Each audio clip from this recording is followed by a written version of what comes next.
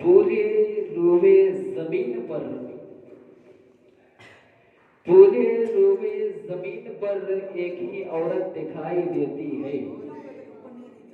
पूरे रोवे जमीन पर एक ही औरत दिखाई देती है। सिर्फ माँ की मोहब्बत दिखाई देती है। माँ तेरे चेहरे की झुर्रियों की कसम लकीर पर जन्नत दिखाई देती है। हर हर लकीर पर जन्नत दिखाई देती है। अजीजा, मेरी गुफ्तगू का मौजू है माँ। मुझे सिर्फ माँ की ताल्लुक से कुछ बातें करनी है। माँ क्या है?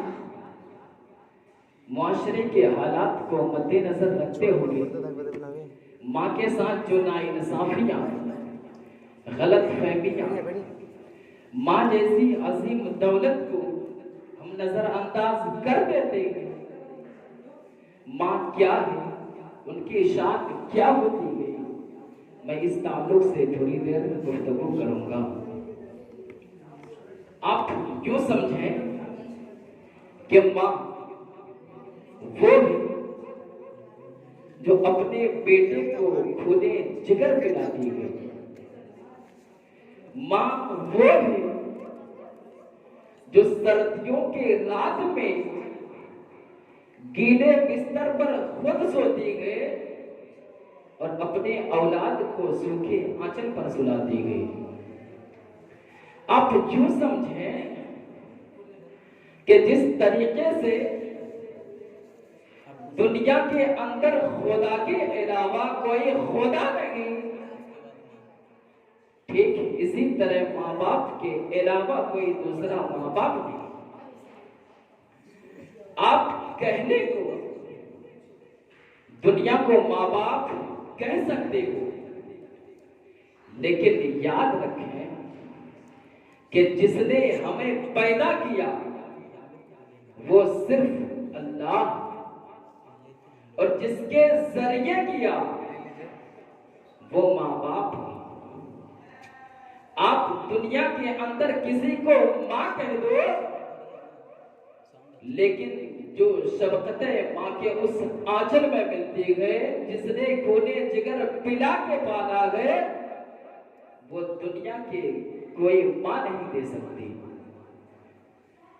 आप दुनिया के अंदर किसी को बाप कह दो, लेकिन जो शफकत बाप के उस लहजे में होती है, जिसने अपनी जान से भी ज्यादा चाह कर पाला है, वो दुनिया के किसी लहजे में नहीं होती। बस आप यूं समझें कि माँ कि जिस तरीके से कायनात को पालने वाला हकीकी पालनहार खुदा है, एक इसी तरह मजाजी पालने वाला माँ बाप हुआ करते हैं। माँ दुनिया की सबसे बड़ी अजीम नेमत है। इस अजीम नेमत को लेकर मुआशरे के हालात आज हम समझते हैं कि आज हमें माँ बाप की जरूरत नहीं है।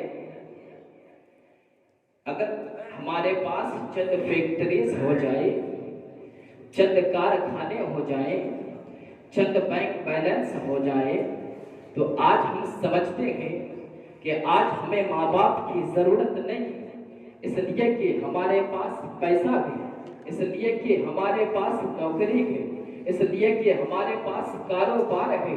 नहीं है लोगों, हमारी क्या हैसियत है? आओ अल्लाह के उस पैगंबर की बारगाह में, वो पैगंबर जिन्हें रसूल होने का शर्फ हासिल है, रसूल होने के साथ साथ कलीम होने का शर्फ हासिल है, वो कलीम जिनके जलाल का आलम यह है कि जब गुस्सा आता था बाल बदन के अंदर कपड़ों से बाहर निकल जाया करते थे। जब गुस्सा आता था बाल बदन के अंदर कपड़ों से बाहर निकल जाया करते थे। जब गुस्सा आता था सर से सोलों की शुआएं नजर आती थी। वो जलीलुल कद्र जलाली पैगंबर जिनके जलाल का आलम यह है, कि अपनी बड़ी बड़ी बातों को मनवाने के लिए रब से जिद कर जाया करते थे। अज़ीज़ाने मिल्लत इस्लामिया, आक़ाए करीम का गुज़र एक दिन मूसा अलैहिस्सलाम के पास से हुआ। मूसा अलैहिस्सलाम के पास से हुआ। आक़ाए करीम ने खुदा की बारगाह में अर्ज़ की, एक परवरदिगार आलम, ये तेरा कौन बंदा है जो तेरी बारगाह में तुझसे जिद कर रहा था। रब्बे कायनात ने इरशाद फरमाया, ए महबूबे खुदा, ए मुस्तफा जाने रहमत, ए महबूबे खुदा, ए मुस्तफा जाने रहमत, ये मेरा बंदा मूसा है जो अपनी बड़ी बड़ी बातों को मनवाने के लिए मुझसे जिद करता आया करता है। अज़ीज़ाने मिल्लत इस्लामिया, मूसा अलैहिस्सलाम के वालिदा का इंतकाल हो गया। दूर पर जाने की तरफ से मुलाकात करने के लिए इंतकाल के बाद पहली बार दूर पर जा रहे हैं। वहीं के इलाही नाज़िल होते गए, ए मूसा आज संभल कर आना, ए मूसा आज संभल कर आना, ए मूसा आज तुझे ख्याल करना है तो किसकी बारगाह में आ रहा है। ए मूसा आज तुझे जलाल को काबू में रखना है। जब मूसा अलैहिस्सलाम ने अर्ज़ की थी, ए परवरदिगार आलम, इससे पहले भी तेरी बारगाह में आया था, आज कोई नया नहीं आ रहा हो, इससे पहले भी तेरे गुरबत में आया था, लेकिन तूने कभी समझने का हुक्म नहीं दिया। ए परवरदिगार आलम, आज क्यों समझने का हुक्म दिया जा रहा है।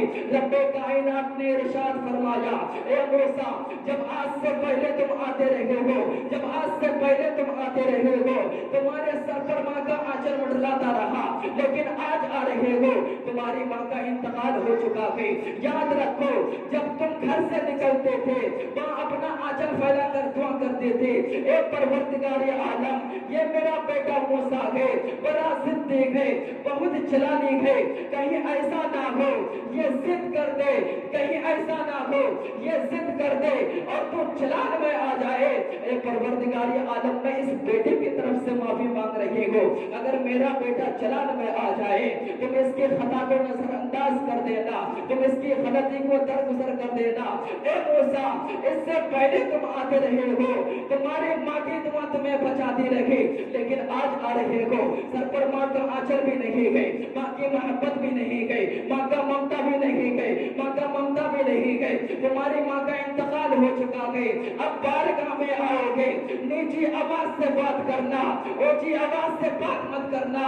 जमाने को पता चल गया कि अगर बेटा अल्लाह का पैगंबर बन जाए, तब भी माँ की दुआ उसके हक में, उसके वजूद से बजाया करते गए। तो मुझे कह देने दो, जब एक नबी को माँ की दुआ की जरूरत पड़ सकती है, तो हम जैसे गुनहगार को सबसे ज्यादा पड़ सकती है।